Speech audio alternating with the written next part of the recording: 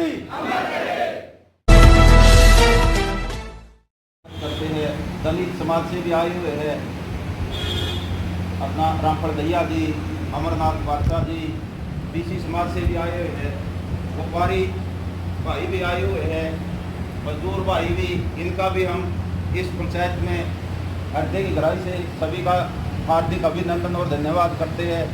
साथियों, इस किसान पंचायत में आप सभी ने आकर आपका समर्थन सहयोग, वैसे तो देखो ये जरूर किसानों ने आंदोलन शुरू किया, लेकिन जैसे पार्चा जियों ने कहा था कि किसान आंदोलन की बजाय ये जन आंदोलन, ये सही बात है कि ये आज जन आंदोलन बन चुका है। शक्ति जात का आंदोलन है, सभी धर्मों का आंदोलन है। इसलिए इस पंचायत का एक ये भी मकसद था कि छत्तीस जात के लोगों को और सभी धर्मों के लोगों को बुलाकर सभी से विचार साझा किए जाए, क्योंकि आज हमारे आंदोलन को 9 महीने हो चुके हैं। 9 महीने पहले भी अंग्रेजी सरकार इस प्रकार के कानून ले आई थी, जिसमें भगत सिंह के चाचा अजीत सिंह ने उस आंदोलन की अगुवाई की थी, और 9 महीने के बाद अंग्रेजों ने उन काले कानूनों को वापस लेने का था। लेकिन इस आज मैं कहूँगा कि काली सरकार है अंग्रेजों की, तो इस काली सरकार ने 9 महीने के गुजर जाने के बाद भी इन कानूनों को वापस लेने का नहीं काम किया है। तो हमने सरकार पर प्रेशर बनाने के लिए वहाँ हमारी जहाँ दिल्ली के अंदर शुभ किसान मोर्चा का अधिवेशन चला हुआ, तो उसी की तर्ज पर हमने यहाँ सर्वधर्म सर्व पंचायत बुलाने का काम किया, जिस पर हम सरकार पर प्रेशर बनाने के लिए हम इस पंचायत के माध्यम से कुछ प्रस्ताव पास करवाना चाहता है। साथियों, अगर आपको अच्छा लगे तो आप इस प्रस्तावों पर सहमति जरूर दें हाथ उठाकर। मैं आपके बीच रखना चाहूँगा। मुझे उम्मीद है कि आप जो भी साथियों ने विचार रखे हैं उसी के अनुरूप या साथियों की सलाह मशवरा से हमने ये प्रस्ताव बनाए।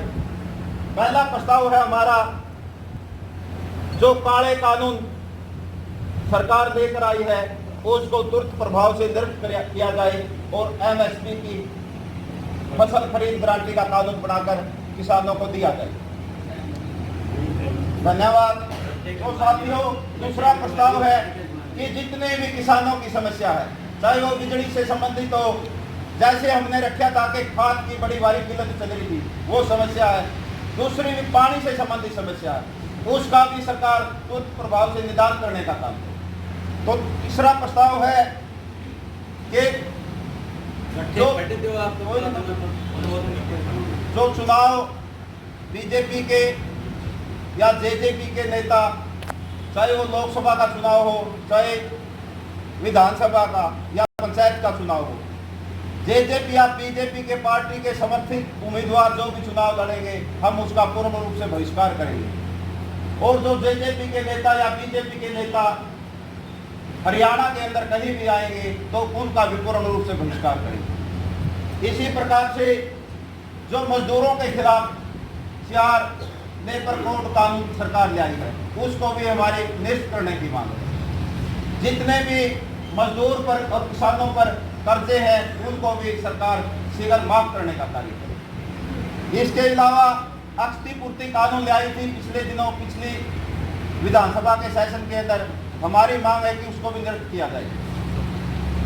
तो जो किसान या मजदूर भाई इस आंदोलन के दौरान शहीद हुए हैं, उसके परिवार को 1 करोड़ आर्थिक मदद, एक स्थायी सरकारी नौकरी और शहीद का दर्जा सरकार देने का काम।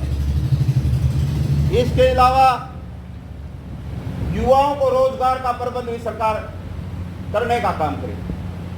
तो साथियों, आज महिलाओं से संबंधित उत्पीड़नों पर सरकार संज्ञान ले, ताकि समाज के अंदर महिला सुरक्षित रह सके, और पूर्ण सुरक्षा का महिलाओं की जिम्मेवारी सरकार के ऊपर होनी चाहिए।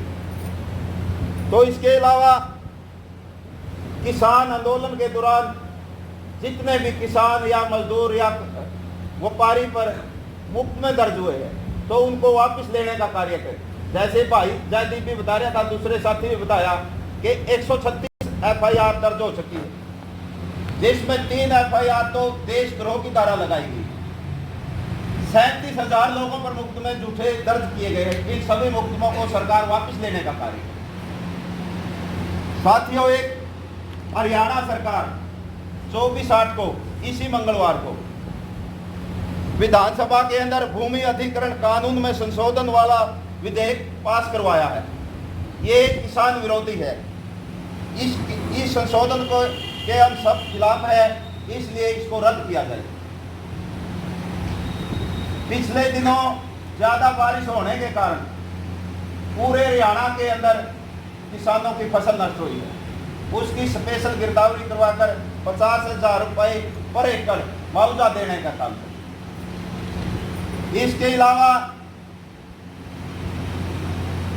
ये सोई हुई सरकार है, जो आज हमारा मुख्य उद्देश्य था पट्टी बांधकर इसको सरकार को जगाने का कार्य था और राष्ट्रपति को नाम विज्ञापन देने का कार्यक्रम था, ताकि राष्ट्रपति मजदूर की किसान की मीटिंग बुलाकर जो ये आंदोलन चल रहा है इनकी समस्या सुनकर इसका शीघ्र निदान कराने का काम करें। और इसके अलावा साथियों, एक मुख्य एजेंडा आज का हमारा इस मीटिंग का था, जो 5 तारीख को मुजफ्फरनगर रैली है, मुजफ्फरनगर के अंदर रैली है, उसके अंदर हमने बड़ी भारी संख्या में अपने अपने गांव से, अपने गांव के नाम से साधन करके उसमें शामिल होना है, ताकि सरकार पर प्रेशर बने, सरकार झुकने का कार्य करे। जैसे हमने पश्चिम बंगाल के अंदर सरकार को हराने का कार्य किया है, मणिपुर के अंदर, गोवा के अंदर, उत्तराखंड के अंदर, पंजाब के अंदर और यूपी के अंदर इलेक्शन है, इसलिए वहां पर भी हम इस सरकार को हराने का कार्य करेंगे और झुकाने का कार्य करेंगे। इसलिए इस रैली में, ये वर्ल्ड की सबसे बड़ी रैली होगी, इसमें हम सभी का जाना बहुत जरूरी है। इसलिए साथियों, अगर आप इन सारे प्रस्ताव पर सहमत हो तो एक बार हाथ उठा के सेल्फी उठा। सभी का धन्यवाद। और हमारी आज इस किसान पंचायत का ये भी उद्देश्य था, एक समाज के अंदर संदेश देना था कि सरकार को भी बताना था, CIT के भाई और प्रेस के माध्यम से, कि हम सब एक है, हिंदू मुस्लिम सिख ईसाई आपस में सब भाई भाई। हमारा ये नारा बुलंद है, छत्तीस जात का और सभी धर्मों का ये आंदोलन है, इसलिए हम सब मिलकर आंदोलन लड़ेंगे। और जब लग बिल वापसी नहीं, हमारे घर वापसी नहीं। इन्हीं बातों के साथ मैं ज़्यादा ना कहते हुए आप सभी यहाँ पर पहुँचे, इस पंचायत को आपने सफल बनाने का काम किया और जो प्रस्ताव पास किए उस पर मोहर लगाने का काम किया। इस बात के लिए सभी सिख भाइयों का, मुस्लिम भाइयों का, दलित भाइयों का, व्यापारी भाइयों का, मजदूर भाइयों का, किसान भाइयों का हृदय की गहराई से स्वागत करता हूँ। और साथियों, एक बात कहना चाहूँगा कि खून से लिखा इतिहास स्याही से मिटने नहीं देंगे।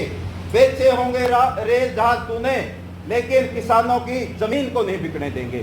साथियों, इन्हीं बातों के साथ वाणी को विराम देता हूँ और तो नारे लगा हुआ, संयुक्त किसान मोर्चा जिंदाबाद, छत्तीस जाति का भाईचारा जिंदाबाद, हिंदू मुस्लिम सिख ईसाई आपस में हम भाई भाई, हिंदू मुस्लिम सिख ईसाई आपस में हम भाई भाई, तीनों काले कानून रद्द करो, मोदी सरकार मुर्दाबाद, खट्टर सरकार मुर्दाबाद, इंकलाब जिंदाबाद, इंकलाब जिंदाबाद, चाचा अजीत सिंह अमर रहे, चाचा अजीत सिंह अमर रहे, भगत सिंह अमर रहे, भीमराव अम्बेडकर जी अमर रहे, इंकलाब जिंदाबाद, जय हिंद।